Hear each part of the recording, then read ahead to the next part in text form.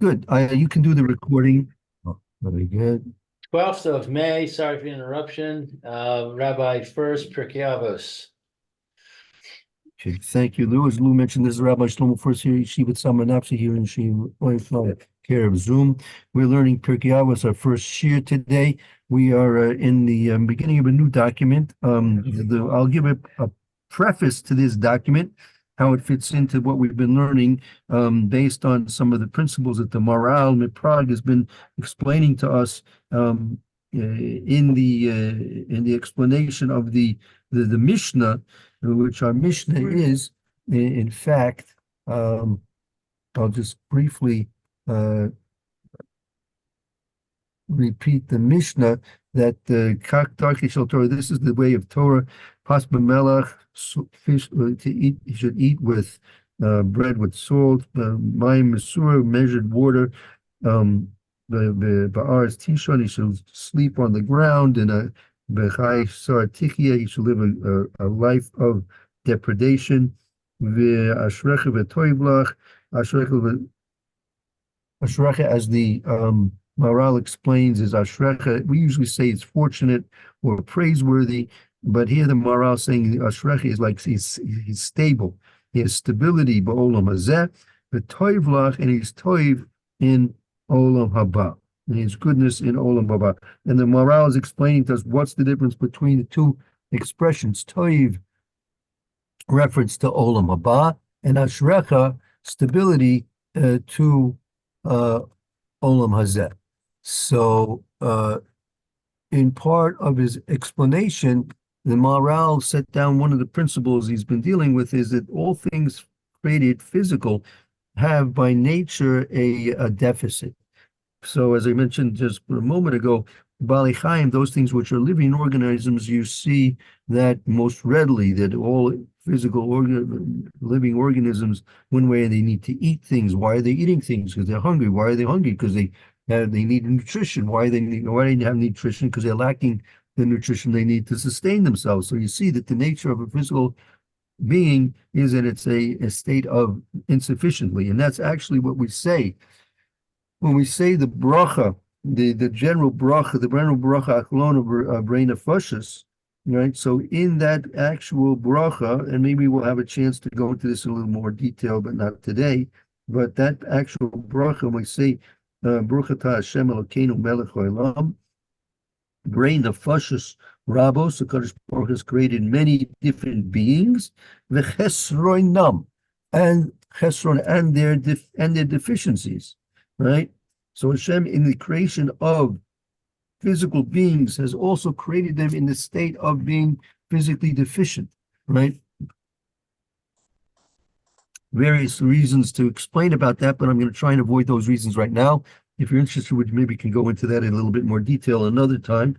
But every physical entity has been created, and it's been created with a need to have other things to sustain its existence, which is in the expression that we use in the bracha, chesronam. They've been created nefashos rabos, many physical entities and their deficiencies. Now, we're now going to go to another Maharal, which is going to be discussing Ma'aseh Bereshis, that it says Kitov in Ma'aseh Bereshis. This was something which was discussed in the I think our first original document, that the reference to the Ma'aseh Bereshis was made a little bit in detail and not in great explanation. That's why we want to see it here a little bit more in detail. Let me just quote for you what was mentioned there about Ma'aseh Bereshis. If you have your first document, maybe it's worthwhile looking at that first document. Let's see here. How can we put that on your screen? If you don't have it, we might. Let's see. That's the one that starts out with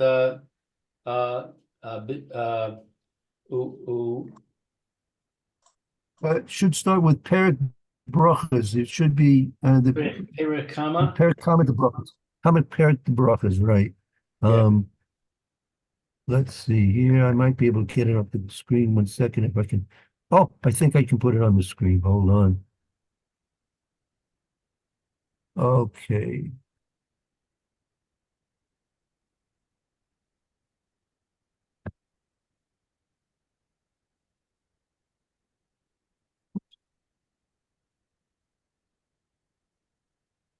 Hmm.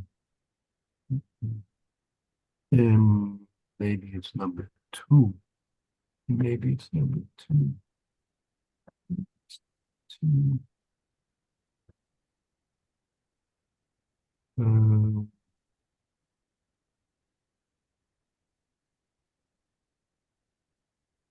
Okay, see you. okay. Very good. Okay. So actually, it was actually the second document on the thing. If you see on your screen, I'm going to put it up now. 1 second. It'll come up momentarily. Okay. Okay, should be on your screen right now. If you see there, it's the Derech Chaim, Perek Avos, and it says starts over there with the Gemara in Brachas, right? So we're now, and this is where the Maharal goes into detail explaining the difference between Ashrecha, Olam Hazeh, Olam Haba Hazeh, and Tov Lach Olam Haba. Therefore, um, you see the paragraph starting Lefikach. It's sort of in the middle. It's three from the bottom. Ulefikach. Yeah, that's the one that I said I was gonna review.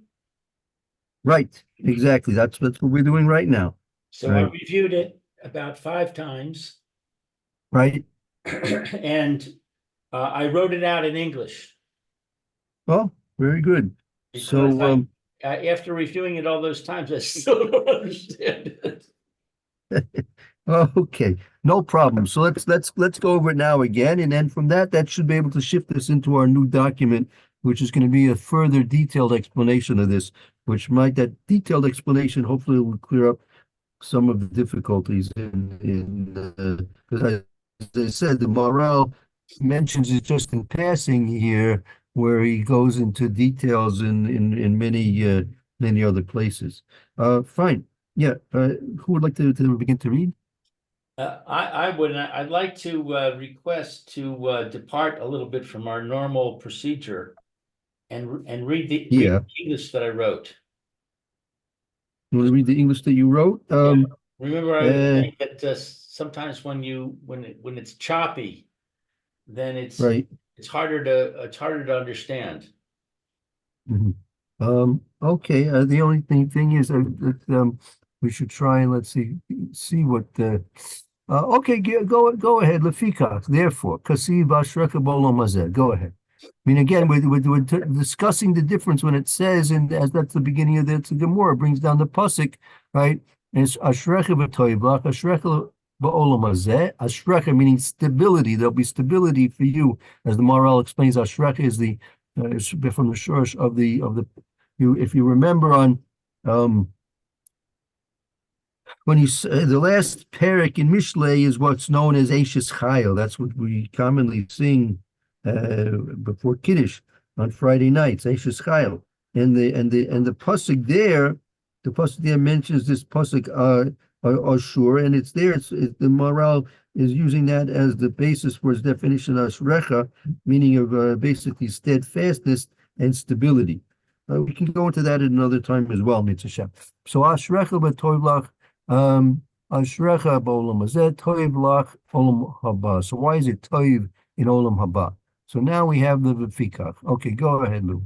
Okay, so I wrote fortunate when I hit Ashrecha, but I'm going to change it to stable based on what you're saying. Yeah, I think in terms of the explanation of the morale, that's more closer to it'll clarify things a little bit better. Yeah. Okay, all right. There is another word that means stable in this paragraph. It'll be a little bit of redundancy, but that's okay. Therefore, it is written, stable in this world, because uh, uh, stable are they that there is happiness that it is an expression of stability, that he will not fall with what, that he is a man who is happy with his lot, and he is complete without lack. And this matter is indicative concerning stability and endurance. And this is that there is for him a perspective of stable reality that he has in this world. And in the world to come, there is for him complete good, that the good is reality more so, as has been explained in many places.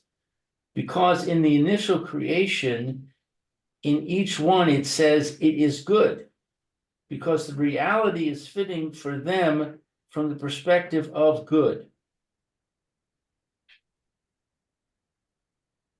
Okay, that was actually that's pretty good.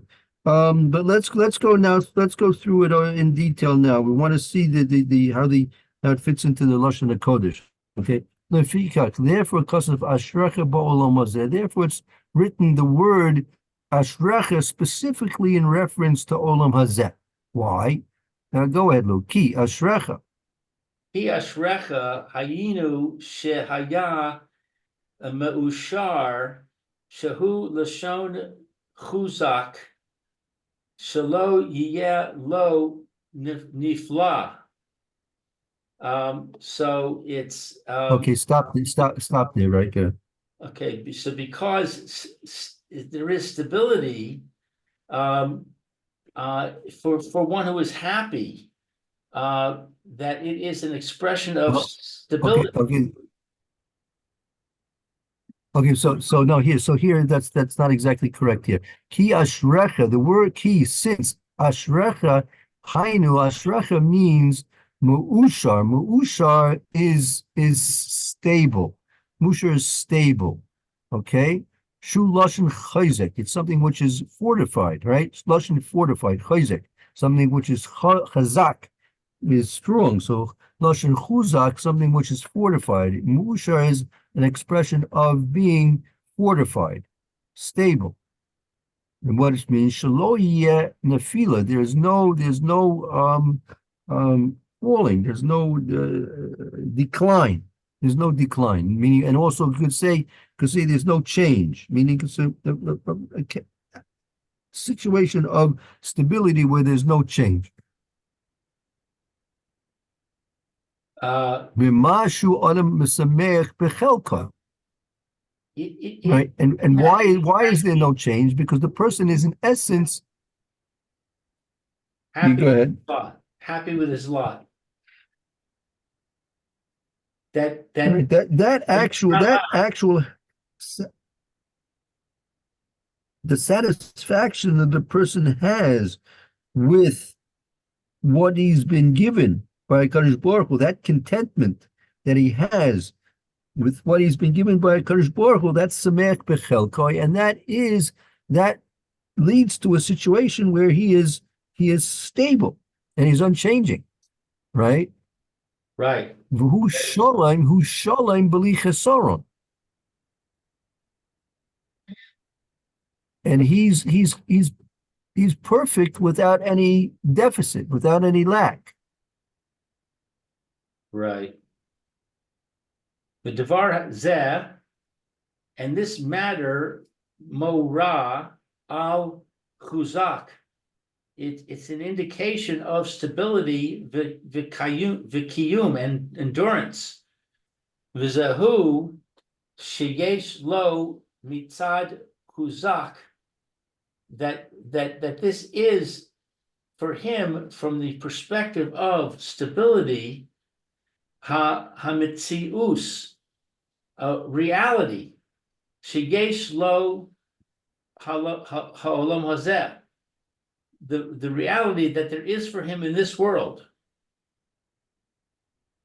So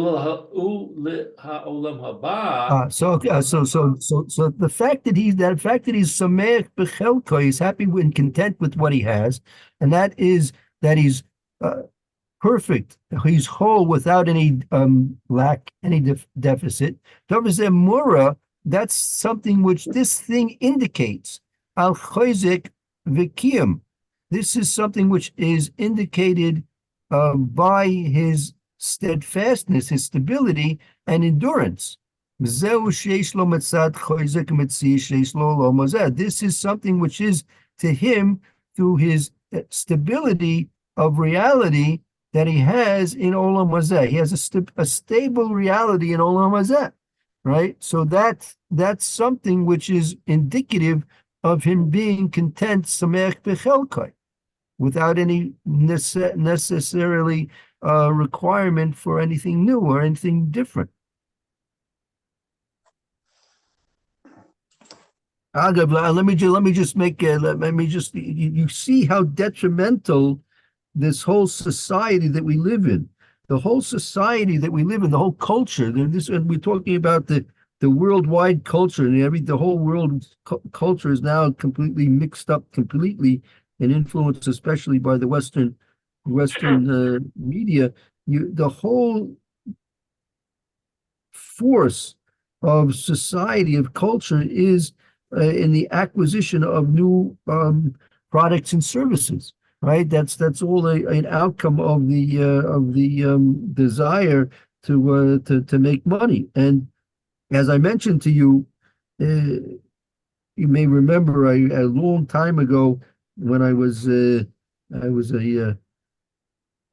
manager for a Jewish camp in Pennsylvania. So on one of my days off, I took a drive in the Pennsylvania countryside. So I came across an old barn sale. They were selling all the stuff in the barn, right? So I went in. I discovered a few different things. One thing I discovered was a first edition copy of Darwin's Origin of the Species. We can talk about that another time, but that's not relevant to us right now. I discovered some other books. Also, another little book I found was a book published in 1905. Roy, a little book published in 1905. You know what the book was? The book was a businessman's handbook from a mail order company based in New York that printed a businessman's handbook for their mail order courses. So they had a course in businessmen, and they had a little handbook for businessmen. So they had a chapter on advertisement.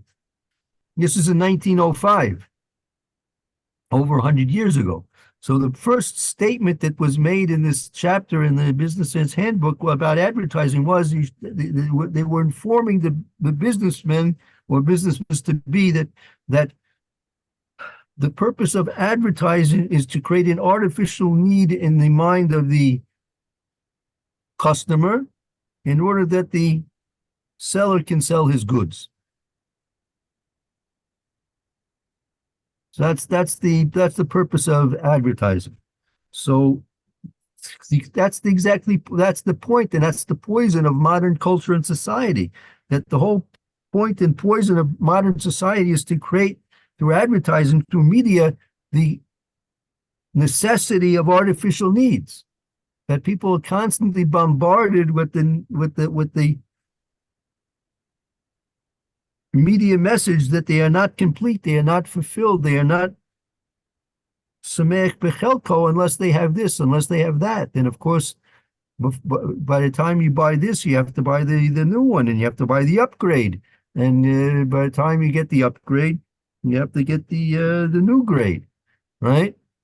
And it's constantly a presentation of the mindset of not being sameach bechelkai.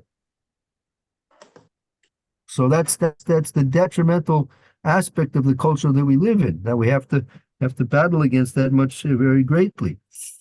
But that's what we're here for, to overcome this Yetzer Hara that we've been placed in. That's the Yetzer Hara of our time.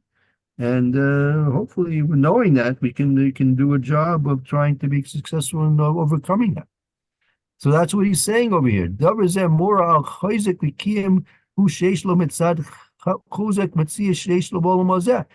this fact that he is sameach bechelkai, that he is content, in his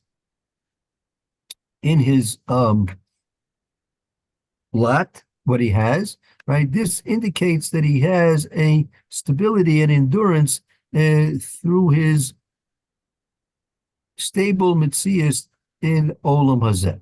Okay, now it shifts. This is Roy and Eliezer and Lou, where the problem begins in terms of our trying to understand this a little more deeply. Now the Maharal shifts to Olam Haba. Go ahead, Lou. Olam haba haya lo tov legamre. And in the world to come, there is for him complete good. Shehatov hu mitzius yoter. And this is where I stumble on this word yoter, for that the good for him is more so reality or more real or something. I'm not sure. Okay, so let's look at this again. Well, Olam Haba hatoiv legami. In Olam Haba, it's going to be for him completely good. Shatoiv hu metzias yoser kimo morano become that toiv is the situation. Well, I'll put it this way: the reality of toiv is greater than the reality of chayzik v'kiyim, of stability. That's what he's saying here. The reality of toiv is greater than the reality of stability, as he's explained in many places. So we're gonna shortly go. That was the document that we sent out at the end of last week. That we're gonna do now. We're gonna see how he explains this, because that's what needs explanation, right? How is it he's not explaining to you here exactly why toiv is greater in its reality than chayzek, okay? Yeah. And he brings it, and the proof being kiba ma'aser bereshis, and the proof is in ma'aser bereshis. The initial creation, each one, it says kitov, it is good, because the reality is fitting for them from the perspective of good. And we have a question outstanding on the word tov here. Why doesn't it say ashrecha instead of tov? Right, because the question is that based on what we said, what the Maharal taught us previously, Olam Hazeh, right? That's a reference word that you use of ashrecha, of oisher, of stability, right? Whereas toiv is something which is regulated to Olam Haba. But here we're describing ma'aser bereshis, and in ma'aser bereshis, it's describing apparently Olam Hazeh, right, with the connotation of tov. And that seems to be contradictory to what we said previously, that toiv is a reference to Olam Haba rather than to Olam Hazeh. Right. Okay. So that's our jumping point. So now we're going to close this document, and we're going to open up another document that we're going to start fresh today. Let's see here.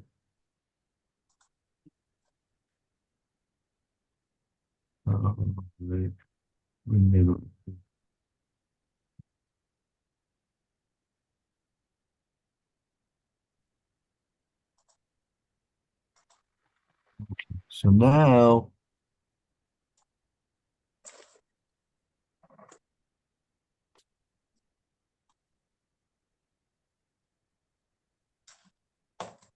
two pages. I think for some reason the PDF came out 2 pages, but it's really 1 page. It's a double page. The same thing copied. I don't know why I copied twice.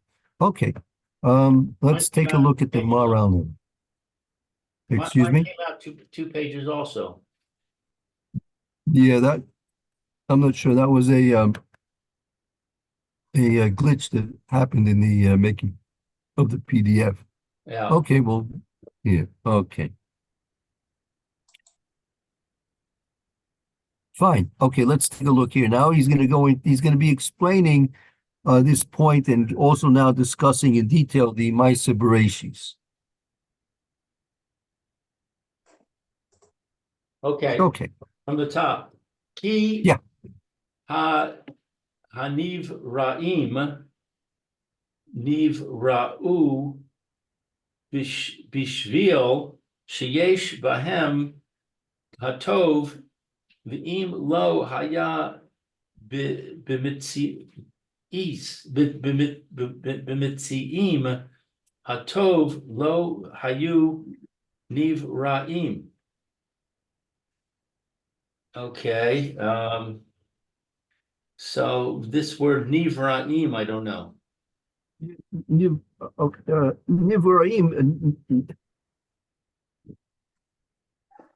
Nivraim are those things created or creations. Since creations, Nivra are created.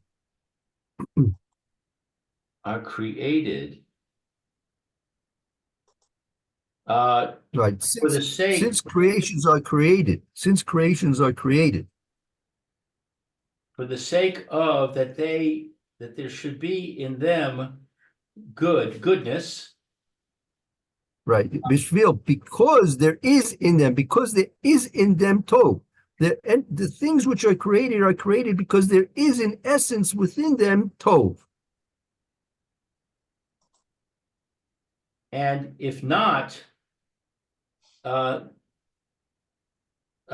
if they are not created good tov, they would not be created. Right. If there would not be good found in them, right? If they would not be good found in them, they would not have been created. Oh, found. If there not be good found in them, then they would not be created. Hi hadavar she'eno tov. Good morning, Mary. Good morning. Good morning. Shavua Tov. Good morning. We're just starting this document, the one you may have received on Erev Shabbos. I think I sent it out Erev Shabbos, a new Yes. document. The Maharal, this is his parish on the first Pierke in Avos. And we just started the very first line in this new Okay, document. thank you. Excellent. Ki hadavar she'eno tov be'emtzo ba'atzmo ein roy she'yeh lo ha-mitzios.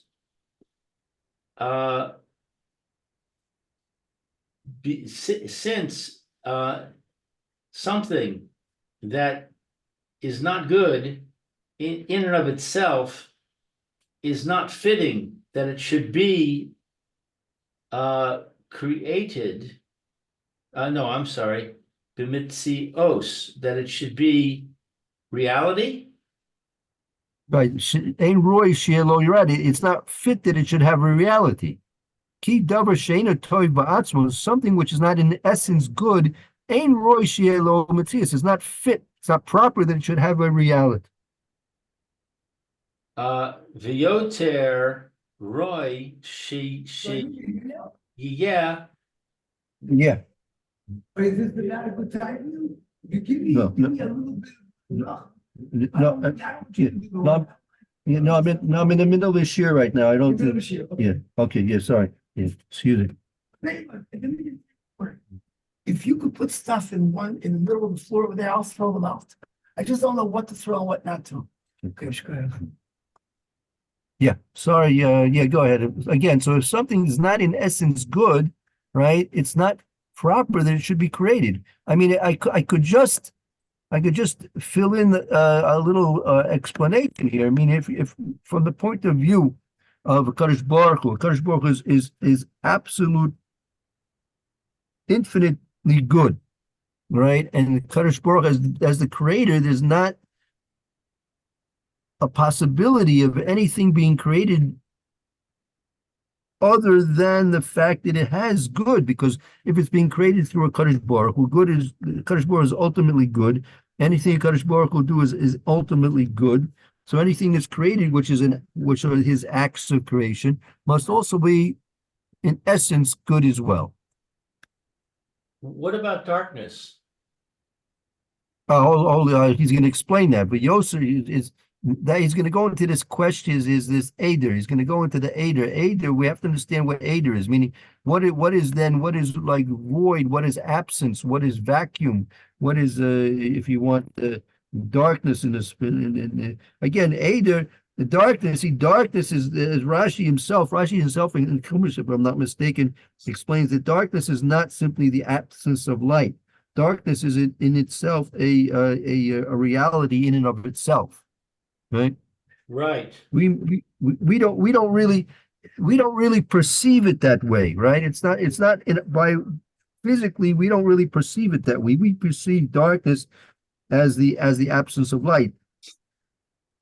That's why Rashi has to tell you that darkness is not simply the absence of light. It might be, right? It might be that the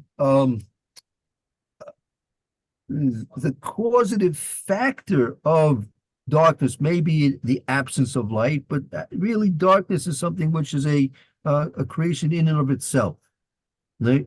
And but we also have to understand that even in darkness itself, there is some essential good. But the Maharal is going to go into this concept of Eider, which is like the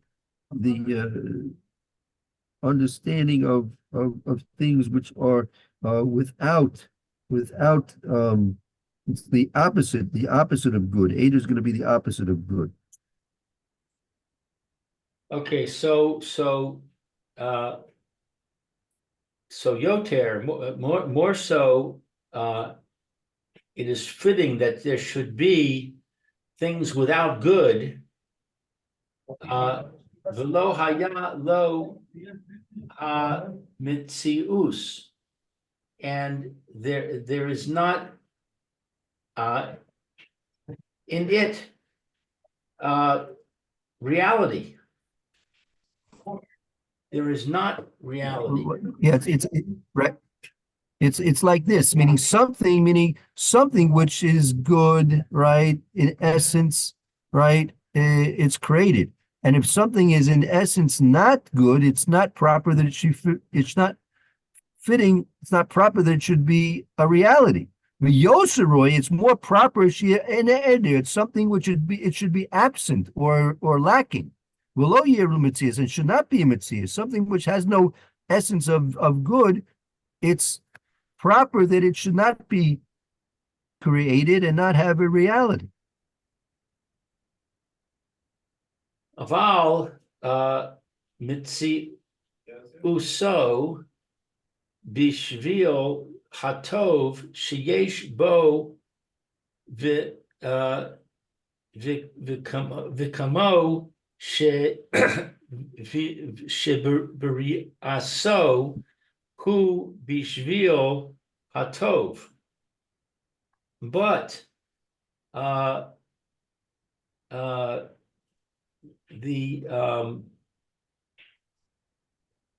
the reality due to goodness that there is in it so many creations.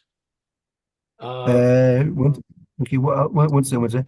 Abu mitziuso b'shvil hatoiv sheishbo. But reality is Abu mitzius. But reality is because of the good that's within it. I mean, the fact that something is has a reality means that there is a good in it.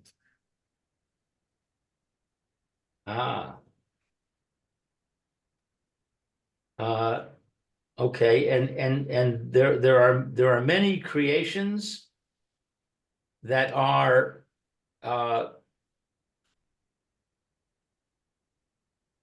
Ukamo shibriyaso hu b'shvil hatov. And it was because of its creation.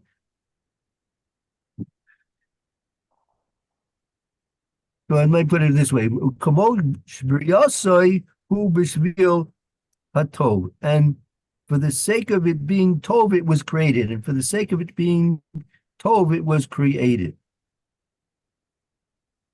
For the sake of for the sake of good. The sake of It was created.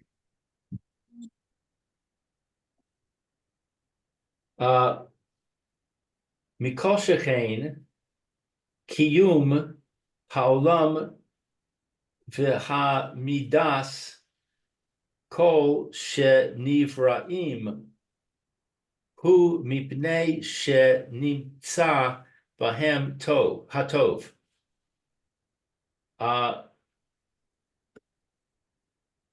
And from this logic, we establish in the world the characteristic of all created things, because that we find in them good. Okay. Umekol sheken, and even more so, kiyum ha'olam, the existence of the world, va'amidas kol nivroim, and the continuation of all created beings. Who mipnei is because shenim sebehem tov, is because of them that they found in them tov. That the existence of the cosmos and the continuation of all created beings is because there's found in them that which is good. Ve'im lo haya nimtza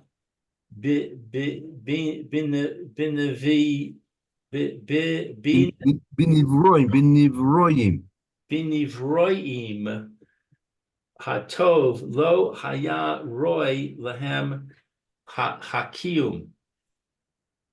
And if not, if there's not found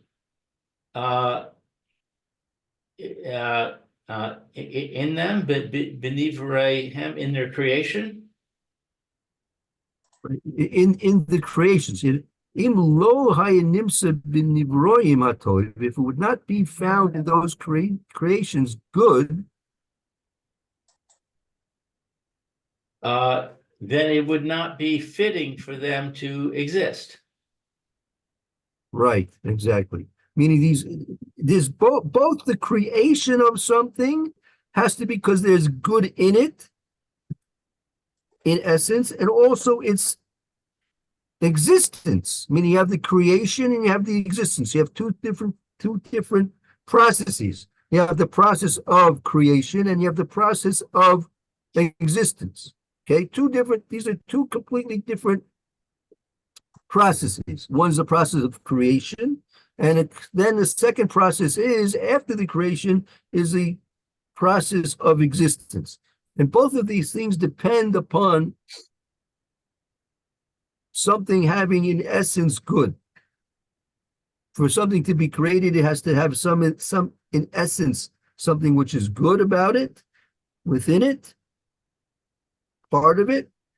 And for something to exist after its creation, it also has to have something which is essentially good in it as well. Rak mitzad hatov shenimtza b'chol echad yesh lo kiyum. Only from the perspective of goodness that we find in each thing, that there is for it existence. Right. Only Rak mitzad tov shnimsub. We call echad. It's only because of the good that's found in each and everything it has an existence. Only because of that. Only because of the fact that it's good within it has an essence of something good within it. That is the one and only reason for its existence. Let's see. Any questions about this paragraph before we continue on? I'm not really clear about this idea of the two different processes. Something's created, it has to have good, and if it exists, it has to have good. Why is that not the same thing? Because that's the these are the two expressions that are being used. It says that at the end of the first line, right? Im lo haya nimtsoim hatov lo haya nivroim. If it wouldn't be found in them good, they would not have been nivroim, created, right? Right. Would not be nivroim, created. And here, right, in the last full line, the second line from the bottom, the last full one, im haya nimsa b'nivroim hatoiv. Actually, it started at the end. It started at the end of the third line, the second line there. It's if you see it's blocked out. Do you see that in your screen? I'm not sure what you see in your screen. Do you see it blocked out in your screen? Yes, I do. Okay, fine. So, im lo, if it would not be hayanimsa nivroim atov, it would not be that there's found in those things created lo hayaroi hakim. It would not be fit that they continue to exist. So you see that there's nivroim, there's creation, and there's kiyam, existence. I have a question. Yeah, man, go ahead. What about dinosaurs? They were Okay. created out of goodness, and then eventually they fell into not being good. Well, okay, well, you're asking a question which is a Gemara in Avodah Zorah that actually it was a goy. It was a non-Jew asked the question to one of the Chachamim. He said, "If Kadosh Baruch Hu is soine zima, Kadosh Baruch hates illicit relations, right? So if Hashem hates it so much, why does Hashem allow that a mamzer should be born? A mamzer is a child that's born out of a forbidden relationship. Right? Say, for example, a married woman, and she has relationships with a man, whether he be married or not. But that's a illicit relationship, and a child coming out of that forbidden relationship is considered is a mamzer. So the question was put to the Chachamim. Hashem hates this sort of thing, so why does he allow that the mamzer should be created? Why should he allow that the fetus of such a relationship should form and then you be given in birth? So the answer was given was that because people choose to do the wrong thing, Kadosh Baruch Hu should change the whole process of nature, right? What was being suggested was that Hashem should change the process of nature because people are doing the wrong thing, right? People, through their choosing to do transgressions rather than to do mitzvahs, they are bringing forth children which are undesirable. But what's the option? The option is that Hashem should change the natural course of nature, and the natural process of nature because people choose to do the wrong thing.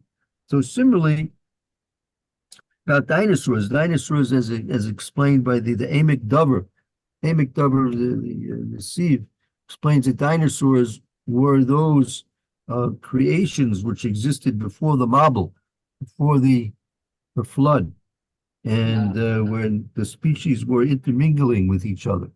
People were intermingling with each other, and because of that, the species intermingled with each other, and that caused the dinosaurs to come about, right?